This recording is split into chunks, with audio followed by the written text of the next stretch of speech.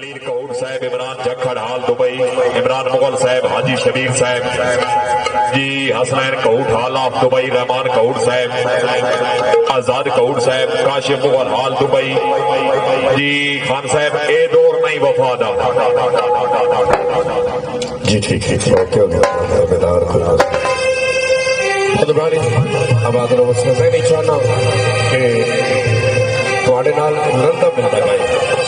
जनाब दो फरमाइश में कोशिश पूरी कर सकता यार फरमाइश पूरी कर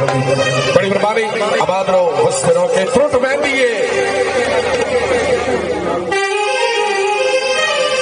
फ्रूट मेहंदी है ठेर का जाकर तू इस लगी दे मान लगड़िए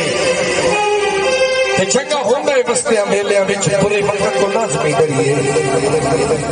अखी नाल हयात में वेखी बैठा जेडे वक्त शो विच करिए उतो कदी कदी चुन्नू भी नहीं सजदा जड़ी जान तो मटके भरिए जनाब की खुशी